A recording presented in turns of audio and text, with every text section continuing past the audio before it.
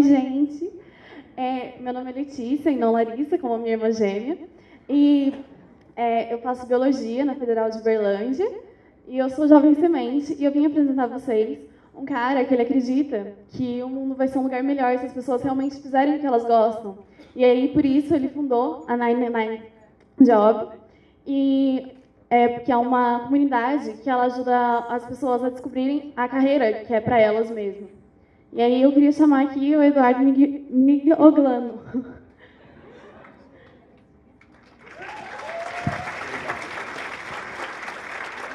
Olá, esse sou eu aqui há mais ou menos 1 ano e pouco. Eu engordei de lá para cá, mas estou tentando controlar isso, é a ansiedade. E aqui na época a gente tinha um time que estava começando, e eu vou contar um pouquinho para vocês do que foi a criação, um pouquinho do 99 Jobs e também muito do que está sendo falado aqui sobre propósito, o que é o nosso propósito. Aqui é um gráfico, um infográfico que eu peguei de um lugar chamado Funders and Founders, que explica um pouquinho de como startar uma startup, né? Então aqui, de alguma forma, você ter essa visão, né, que o Mark comentou, você já está olhando um pouquinho lá na frente. Baseado nisso, o que está faltando no mundo, né? Então, se você está olhando um pouquinho lá na frente, o que você entende que de fato falta no mundo? E depois disso, começar a trabalhar para construir o seu primeiro protótipo.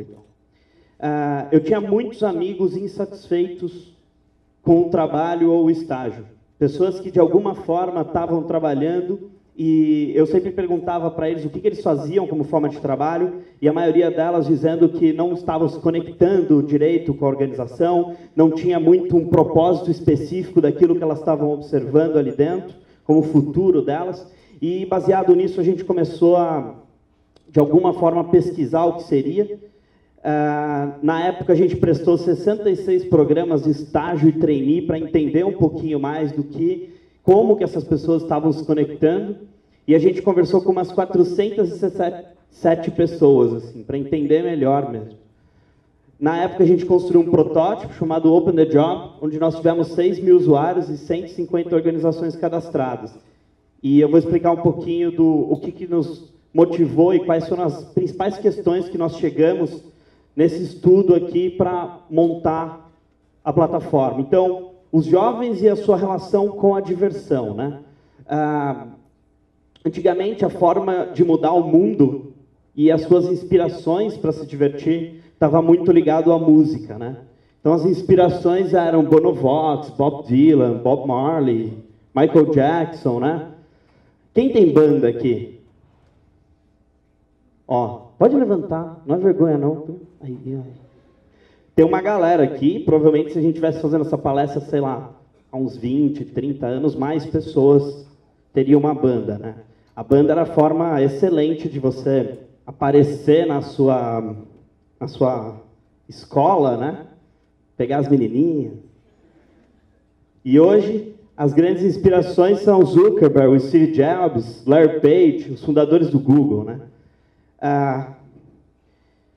Antigamente, as pessoas criavam suas bandas no quarto ou na garagem, tocando música dos seus artistas prediletos e se apresentando em bares e festivais.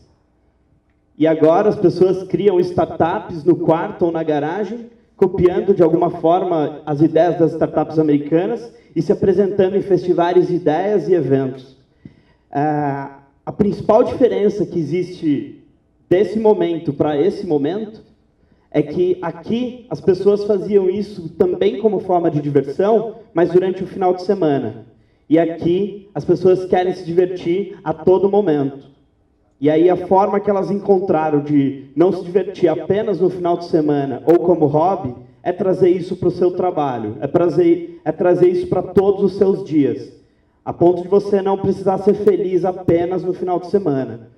E é um movimento que a gente tem observado cada vez mais. Antigamente, né, a gente tinha uma diferença muito grande entre o trabalho e a vida pessoal. Eu era uma pessoa no trabalho e sou outra na vida pessoal. Hoje, o fato de a gente estar conectado 100% a qualquer hora, a gente acaba recebendo e-mails do trabalho, ou e-mails da faculdade, da organização que a gente faz parte na faculdade a todo momento. E faz com que a gente trabalhe sem parar, sem ver o horário de acabar, né? Diferente do que acontecia antigamente.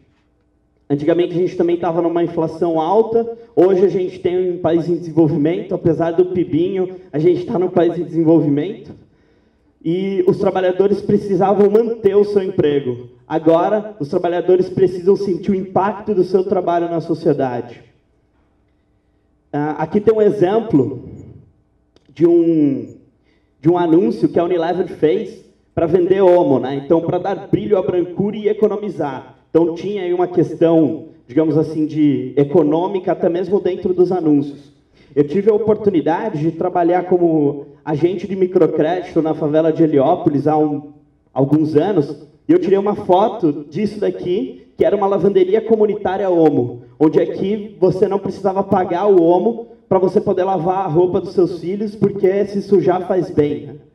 Então, o sentimento de você construir um produto como esse, e a diferença de você construir simplesmente mais um anúncio na página da Veja ou de uma revista que vai gerar algum impacto comercialmente para você, para a empresa, né? Então, os trabalhadores precisam cada vez mais sentir o impacto daquilo que eles estavam causando. E não só necessariamente dentro da sua comunidade, mas como que as organizações conseguem trazer isso para ele, né? O Raj Sisodia, ele é um dos pesquisadores sobre o futuro do trabalho, e ele tem essa frase que é muito importante, assim: causar uma diferença no mundo, isso te move e move tudo aquilo que você faz. Essa é a sua razão de ser, que vai além do dinheiro. Então, encontrei um coração na mesa do estagiário. Ele sabe que é proibido trazer o coração para a empresa. Mas ele ainda é um garoto, Gilberto, mas está colocando em risco a amargura dos mais velhos. Aqui a gente tem claramente o que é essa diferença de gerações trabalhando em conjunto agora, né? Um outro exemplo: coma tudo, é feio deixar comida no prato. Mas também é feio trocar de celular a cada 6 meses, pagar salário mínimo para 24 horas e sonegar imposto. O que você pretende fazer a respeito? A diferença do que é certo e errado para um lado começa a mudar, né? Onde tipo, as pessoas, por mais que você seja muito jovem, você tem uma noção maior do que é o impacto para o mundo das coisas que a gente está fazendo. E essa é uma visão tradicional, de alguma forma, de como os negócios e como tudo aquilo que a gente cria está estabelecido na sociedade, onde os 3 lados precisam, de alguma forma, se complementar: o negócio, a sociedade e o planeta. E o Raj tem esse modelo, onde a gente constrói as questões para o planeta, como consequência a sociedade, e como consequência nós temos um negócio. O Nine Jobs, quando nós criamos, foi muito baseado nisso, porque nós não simplesmente estávamos entendendo qual era o negócio do qual a gente ia fazer parte, mas sim de que a gente queria auxiliar cada vez mais pessoas para que elas pudessem fazer aquilo que elas amam, para que elas pudessem ter o sentimento final de que tudo aquilo que ela está construindo não só tem impacto, mas elas conseguem ter uma vida de alguma forma plena e feliz, né? Em 1989, o Raj Sisodia diz que tipo, teve uma grande quebra desse paradigma. Não quer dizer que quem nasceu antes de 89 pensa de um jeito, não é questão de quem nasceu, mas sim uma questão dos movimentos que aconteceram naquele ano que fez muita diferença para o dia de hoje. Então, obviamente, politicamente falando, a queda do Muro de Berlim, um grande derramamento de petróleo que gerou uma consciência ambiental muito maior para as pessoas, né? E os primeiros conceitos de free market na China e o Berners-Lee inventando o WWW. Então, 4 grandes acontecimentos fizeram com que, de alguma forma, as pessoas pensassem diferente daquilo que elas estavam pensando, que era: eu só posso ser feliz no final de semana. E aí, o significado é o novo dinheiro. Eu não necessariamente vou trabalhar para ganhar mais dinheiro, mas sim vou trabalhar pelo significado que o meu trabalho tem no dia a dia das pessoas. Como resultado de toda essa pesquisa, a gente começou a ver que os jovens, especificamente, teriam pouco networking, ou seja, eles não conheciam tantas pessoas assim, a ponto de escolher qual seria o melhor trabalho para a vida deles, pouca experiência de trabalho e também uma pouca clareza naquilo que buscam. E aí, como consequência, um repertório menor na tomada de decisão. O 99Jobs, ele vem com a intenção de criar funcionalidades para melhorar a tomada de decisão dos jovens e das organizações. A gente melhora a tomada de decisão porque nós construímos uma plataforma. O que é o 99Jobs? É uma plataforma, uma comunidade online, onde as pessoas que já tiveram qualquer tipo de experiência de trabalho podem contar quais são as suas experiências positivas e as experiências que poderiam ser melhor naquelas organizações que as pessoas tiveram oportunidades de trabalho. Com isso, a gente reduz o sentimento de como que eu só vou descobrir como é trabalhar naquela empresa no meu primeiro dia de trabalho. E aí a gente pode ter melhores decisões cada vez mais dia após dia. Hoje são mais de 300 mil pessoas conectadas em um ano e um mês. 300 mil pessoas que já passaram por processos de seleção no 99Jobs e mais de 1.500 empresas utilizam de alguma forma esse processo de seleção. O ano passado nós fomos o site de recrutamento que mais cresceu no país e hoje, comparado obviamente com sites milionários, nós somos o 5º maior do país. Obviamente que isso tudo foi resultado do movimento das pessoas sentirem que o fazer o que ama é sim um dos maiores motivos pelo qual eu posso trabalhar e não simplesmente para que eu possa pagar minhas contas. E isso eu estou falando indiferente da classe social que essa pessoa vive. Na 99Jobs ele pega as pessoas que moram das periferias até mesmo as pessoas que moram em bairros nobres de mais de 377 cidades no Brasil inteiro.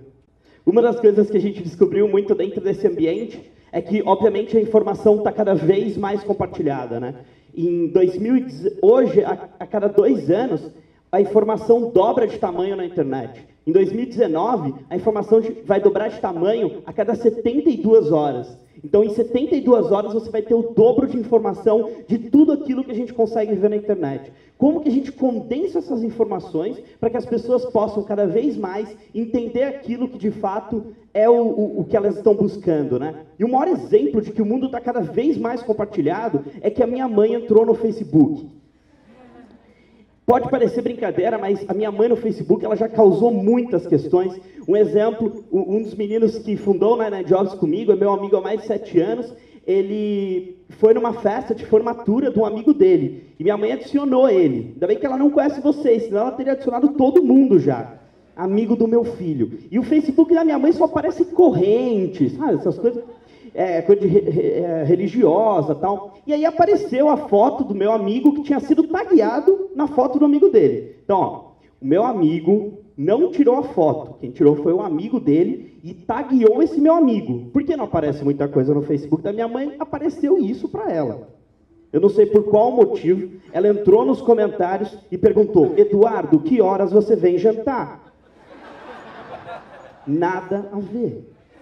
Até eu descobri que era eu, porque o amigo foi perguntar: nossa, mas quem é essa pessoa que não sei o quê? Meu amigo estava lá e falou: nossa, é amigo do meu amigo, né? Eu estava lá e Então, assim, esse é um exemplo do porquê o mundo está cada vez mais conectado e a gente precisa sim se preocupar com isso, né? Se minha avó entrar no Facebook agora, eu não sei o que vai acontecer. Bom, eu vou explicar 3 questões aqui rapidamente, porque o meu tempo já era, provavelmente, né? Quanto tempo eu tenho? 2 segundos. Então, eu vou explicar 3 coisas para vocês rapidamente do que é esse sentimento de fazer o que ama, tá? Eu vou pedir para passar um vídeo sobre a escada rolante. Vamos dar uma olhada.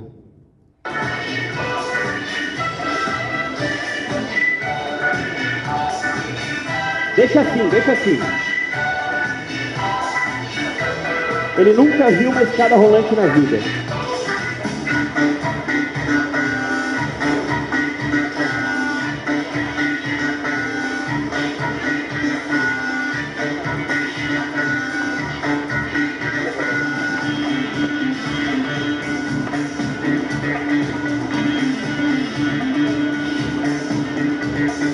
Até que as pessoas começam a amontoar, né, e tentar ajudá-lo.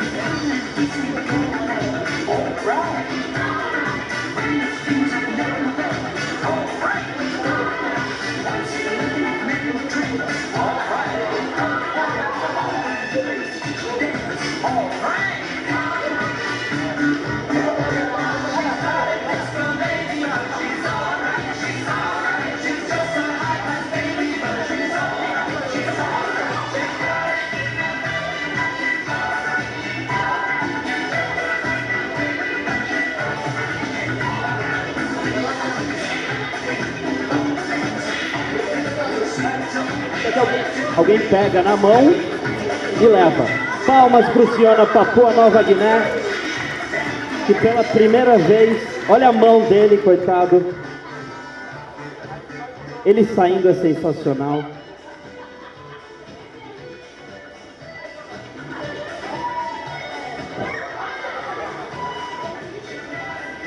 O que é a escada rolante, né? Então, um dos primeiros sentimentos da gente poder olhar e falar, puxa, estamos no caminho de fazer o que ama. Por exemplo, eu já fiz algumas apresentações como essa, mas mesmo assim eu estava sentado ali com frio na barriga. Uma vez eu estava pensando a respeito, puxa, mas por que eu tenho frio na barriga antes de fazer essa apresentação? E aí o sentimento maior foi que, se eu tenho esse frio na barriga, é porque eu estou fazendo aquilo que eu amo. O dia que eu não ligar mais para esse frio na barriga, é porque eu não gosto mais de fazer isso, então eu vou procurar outra coisa. Mas o sentimento de ter o frio na barriga, de ter o medo. E aí a minha pergunta é, quantas escadas rolantes tem hoje na nossa frente que a gente não consegue, que a gente consegue identificar e a gente não consegue subir? Né? Seja a possibilidade, por exemplo, sair da faculdade, igual o Marcos falou, ou então montar um projeto na sua própria comunidade, pedir um emprego para o professor. Tem muitas coisas que às vezes estão no dia a dia da gente e que faz com que a gente não pense a respeito de como a gente pode dar o primeiro passo. E vencer um pouco desse medo faz total sentido quando a gente está falando de fazer o que ama. Meia. Quem aqui conhece a ESEC? Uma galera. A ESEC é a maior organização de estudantes do mundo e eu fiz parte faz mais ou menos uns 7 anos. Na época, é uma organização que junta realmente as pessoas em prol de um propósito maior, né? E meu pai começou a achar estranho, eu não ia mais na faculdade quase, eu só fazia coisas da ESEC. Ele achou que era uma seita satânica. Eu falei, não pai, não é pior que uma seita satânica. E ele achou, minha mãe achou que era uma maçonaria para jovens, né? Eu falei, não é uma maçonaria para jovens. E eu fui para a ESEC e, mal de publicitário, inventamos um evento chamado EPA, Evento para Pais de Execos, para explicar o que era o que era a ESEC, para que os pais não ficassem com tanto medo. Aí a minha percepção, eu vi que não era só os meus pais. Cheguei em casa, a gente estava sentado no sofá depois do evento, eu estava sentado mais ou menos onde ela está aqui, meu pai estava aqui, aí ele olhou para mim e falou assim, entendi, você quer ser um agente de mudanças positivas na sociedade. Ele tinha anotado, estava lá. É isso aí. Você quer mudar o mundo? Eu falei, é isso aí. Ele falou, que legal, você quer mudar o mundo e não consegue tirar nem a meia do meio da sala. E realmente tinha uma meia no meio da sala. A questão, na época eu queria até enquadrar essa meia, porque para mim fez muito sentido, mas o que eu queria dizer com isso é, como que a gente tem uma série de meias no meio da nossa sala, ou até mesmo no meio do nosso quarto, que a gente ainda não recolheu e quer mudar o mundo. Eu acho que o primeiro passo para a gente mudar o mundo e de fato fazer o que ama é começar com a gente. Por isso que eu acho que o autoconhecimento é uma coisa que a gente nunca detém 100%. A todo momento a gente precisa de ferramentas ao nosso lado que nos auxiliem em prol do autoconhecimento. E como que a gente busca isso? Obviamente, muito do lado de pessoas do qual a gente admira e sempre, nunca parado. Então, o autoconhecimento, um ponto muito importante para, de fato, a gente fazer cada vez mais aquilo que a gente ama. E aí, bambolê? Então, uma menininha de 3 anos, brincando de bambolê, até que o irmão mais novo também quer fazer.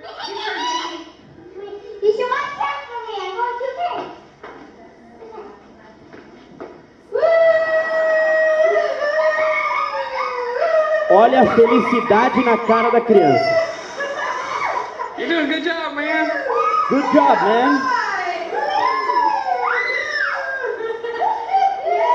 All right. Olha a felicidade. Canção. Pessoal, não é o último, não é o terceiro, não é porque é o menos importante. Quantas vezes a gente já não sentiu que a gente não estava fazendo alguma coisa, muito por conta de o que outras pessoas achavam que a gente deveria fazer, e esse vídeo, desde pequeno, nos mostra que, de alguma forma, a gente está suscetível a isso. Ou seja, o bambolê já tinha caído faz tempo, E imagina a plateia de pessoas que tinham aqui na frente da criança, para que, elogiando, good job, man, é isso aí, dando risada, e ele mal sabia o que ele estava fazendo, né? Então ele estava rindo muito na projeção daquilo que eram os pais, a irmã e tal. Então, muito do que a gente faz, muitas vezes, é uma projeção daquilo que as pessoas que estão ao nosso redor quer que a gente faça, ou acha graça daquilo que a gente está fazendo, e não simplesmente porque a gente está escolhendo, tomando a nossa decisão, baseado naquilo que o nosso coração diria, ou baseado naquilo que a gente deveria fazer. Então, é um convite para vocês, de alguma forma, identificarem aquilo que tem a ver com o coração de vocês, e cada vez mais tomar uma decisão, não baseado no que as revistas de negócio falavam, ou baseado no que os seus amigos da faculdade dizem que você deveria fazer, e não ir entrando nesse piloto, não entrar nesse piloto automático da vida, e sim olhar para aquilo que faz diferença realmente para a sua vida, para você, para que a gente possa dormir cada vez mais tranquilo. Acreditem, fazer o que ama dá muito trabalho mesmo. Não quer dizer que você vai ter uma vida plena e feliz e correr saltitante com os pássaros todos os dias, mas o sentimento de que quando você está olhando para aquilo tudo que você está construindo, você consegue ver o propósito cada vez maior, não só nas pessoas que estão com você ou nas pessoas que estão ao redor.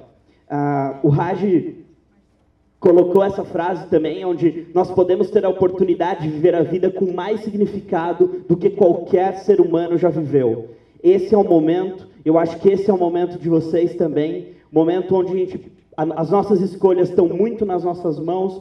Nunca a gente pôde ter tantas escolhas e tanto poder de escolha, de alguma forma, na nossa mão. Então esse é o momento para vocês, obviamente, fazerem aquilo que vocês amam.